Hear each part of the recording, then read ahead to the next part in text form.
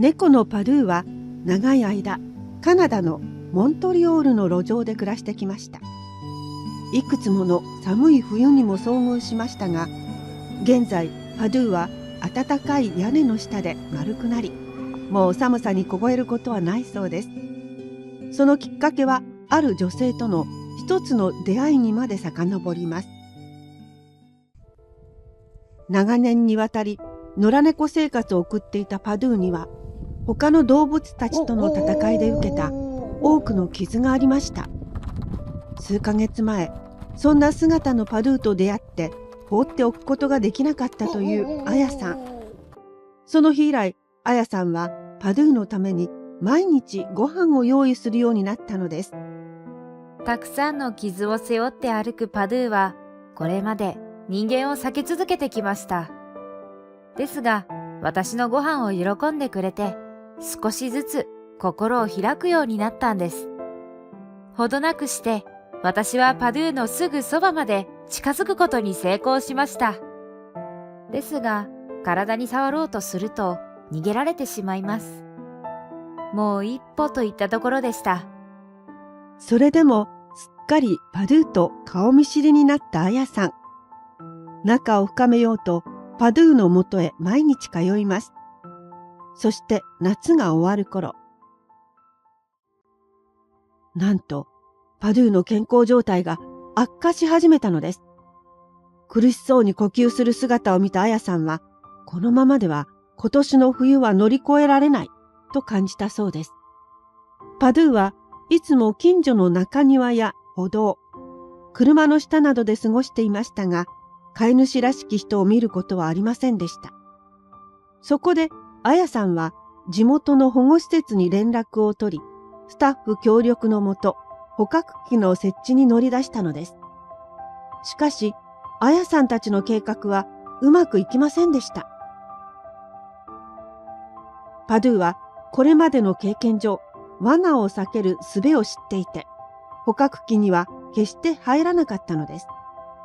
頭を悩ませたアヤさんたちは、パドゥがご飯を食べている隙に近づき、人間に慣れてもらう作戦を実行しました。そして数週間後、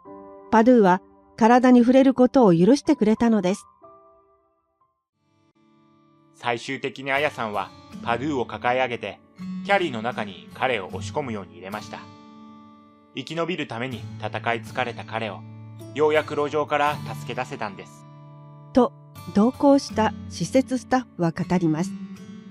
パドゥはすぐさま動物病院へと運ばれ、適切な治療を受けました。その体にはたくさんののみがついていて、お腹の寄生虫にも苦しんでいたのです。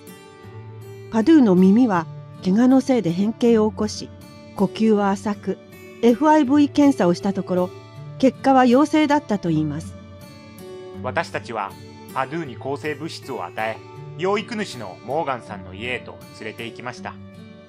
彼は自分が治療を受けていることが分かっているらしく、いつも落ち着いていて素直に従ってくれたんです。さらに周りで応援する私たちに対し、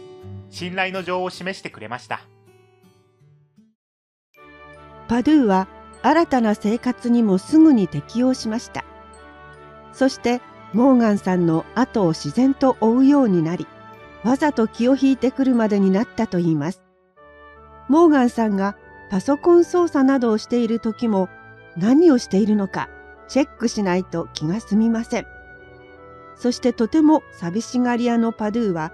部屋のドアが閉まっているのを許してくれないそうです。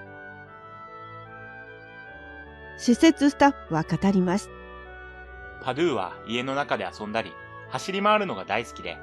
夜にはモーガンさんの膝の上で眠りにつきます。他の猫や知らない人間に会うときは少し緊張しているようですが、相手が愛情を示すと、とっても愛らしい姿を見せてくれるそうです。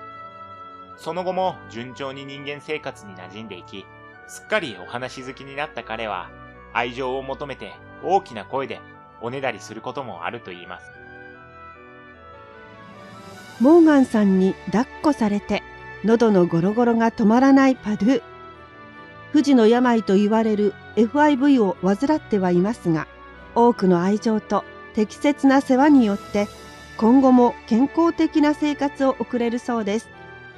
こうして路上で生き抜いてきたパドゥは、みんなに甘やかされるのが大好きな幸せいっぱいの猫へと生まれ変わりました。これからパドゥの里親募集が始まりますが、きっと素敵な家族と出会い、いつまでも楽しい家猫生活を送っていくことでしょう。